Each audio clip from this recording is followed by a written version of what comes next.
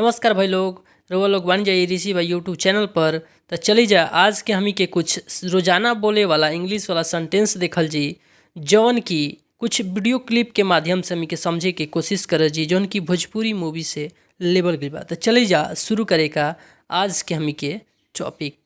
तोहरा के मालूम बा ना आशा चाचा कहलन हमनी के तोहरा मालूम बा ना, पवन सिंह के कहलन हमी के ना, तो कहलन तोहरा मालूम बा ना, तो एकरा के हमके हिंदी में समझ ले के एकर मतलब ही हो जाई कि आपको मालूम है ना, या फिर हम के हिंदी में एकरा के कह सकते हैं या तुम जानते हो ना। मालूम है जानते हो दोनों बात एक ही बा, मिलता जुलता, ठीक ना। या फिर हम के कह सकते हैं या तुम्हें पता है ना। तो तीनों सेंटेंस के हम के कह सकते हैं या कि तीनों जो सेंटेंस बा एक ही बाटे, आ तीनों सेंटेंस के हम के जान या क्वेश्चन टैग के।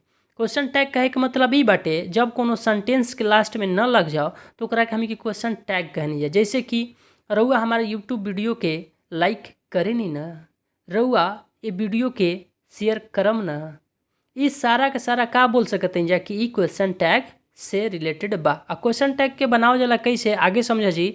जौन हमी के जाने वाली बात ई बाटे एकरा में आपको मालूम है न हटा दें जा तो हमी के हो जी आपको मालूम है, तुम जानते हो, तुम्हें पता है।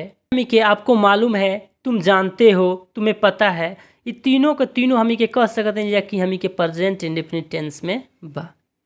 ये प्रेजेंट इंडेफिनिट टेंस अभी हमी के जाने के जरूरत बाटे, तो एकरा बारे में जान जाए जी ठीक बाटे। लेकिन ये बात बाटे कि कोनो सेंटेंस रहेला न जुटल रहेला क्वेश्चन टैग कहनी जा, बस इतने हमी के याद रखे के बा।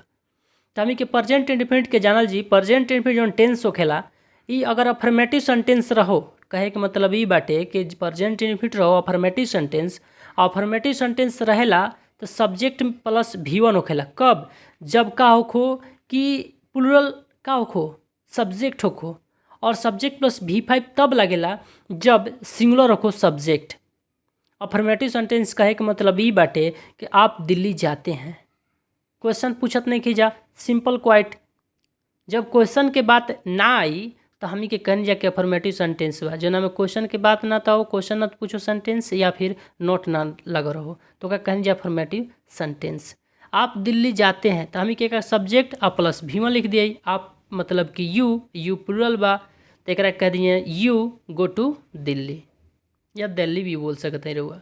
चलिए फिर वही बाटे वह दिल्ली जाता है तो वह सिंगुलर बा तो एक कहनी जा हमनी के ही गोज़ टू दिल्ली।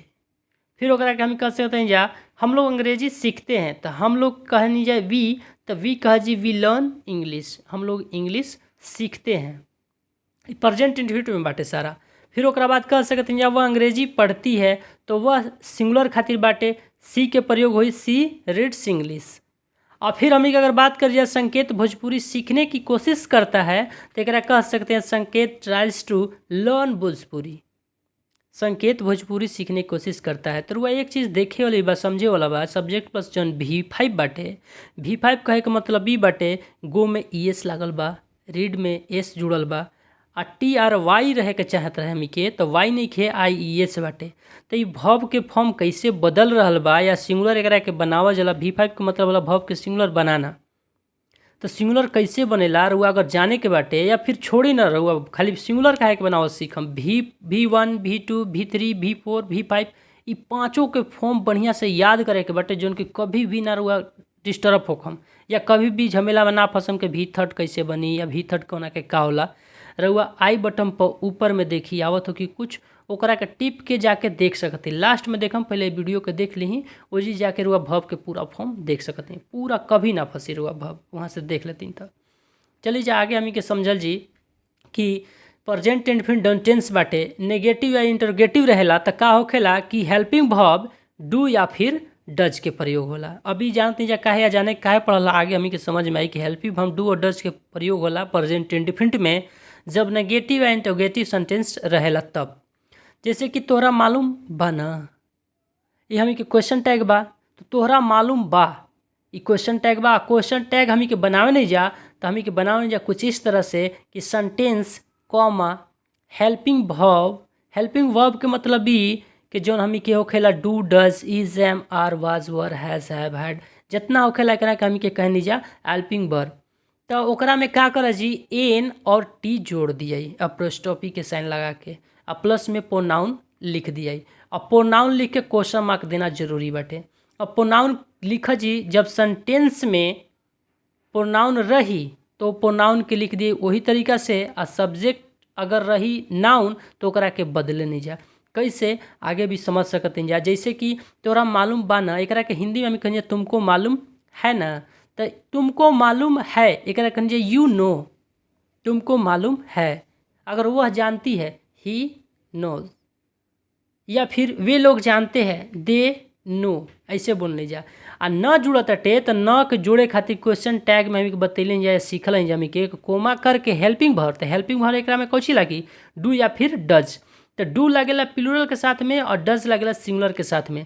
तो यहाँ का हमी के यूजन बा प्लूरल बा, एक के चलते हमी के प्रयोग कर जी डू के, और डू के साथ में नॉट जोड़ जी तो हो जी डोंट यू, आ यू वहाँ प्रोनाउन बाटे, एक के चलते यू लिख देनी जी हमी के।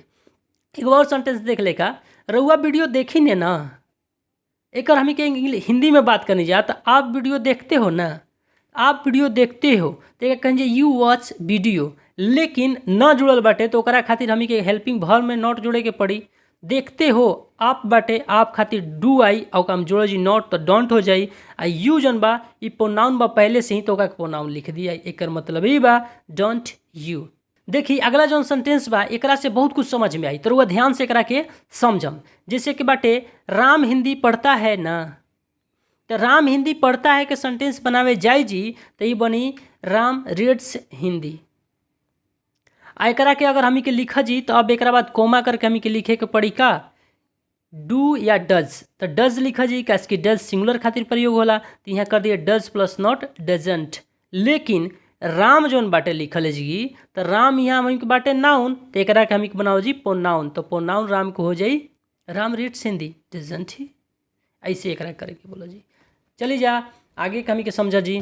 तोर दर्द हम समझ सकता नहीं, जैसे पवन सिंह कह रहल बन कि तोहरा दर्द हम समझ सकतानी, या तोर दर्द हम समझ सकतानी, या तोर दर्द हम समझ सकत बानी। देखिए पवन सिंह कहतरन तोर दर्द हम समझ सकत बानी, तो देखिए ओकरा के हमी के हिंदी में बोल सकती मैं आपका दर्द समझ सकता हूँ। हमी के इंग्लिश में क्या बनावे जाए जी तो कह सकते हैं जा I can understand your PAN. ऐसा हमी के और कुछ भी एकरा के कह सकते हैं हिंदी में, जैसे कह सकते हैं मैं आपकी भावनाओं को समझ सकता हूँ, तो एकरा के हमी के बोला जी इंग्लिश में I can understand your feelings.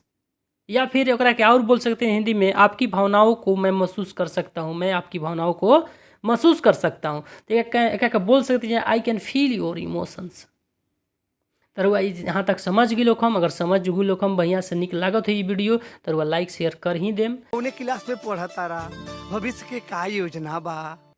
चली जा अगला हमी के बाटे कौना क्लास में पढ़त बाड़ा सेंटेंस बाटे, और फिर इसकरा के हिंदी में बोला जी तो कह जी किस क्लास में पढ़ते हो, यही में एकरा के बोला जी इंग्लिश में बना के किस क्लास में पढ़ते हो के, तो एक बोल सकती in which class do you study. और फिर अगला सेंटेंस वही में जुड़ल बाटे, यही सेंटेंस के हटे अगला पार्ट भविष्य के का योजना बा, तो हिंदी में हमी के बोल सकते हैं जा भविष्य का योजना क्या है, तो एकरा के इंग्लिश में हमी के बोल सकते हैं what is your future plan. तो वह यहाँ तक समझ में आ गए लोग ही, अगर समझ में आ गए लोग ही तो लाइक कर देम, शेयर कर देम, और इस चैनल के हो सके तो सब्सक्राइब कर देम। वीडियो बस इतना ही, तब तक के लिए धन्यवाद, bye bye, tata and see you again.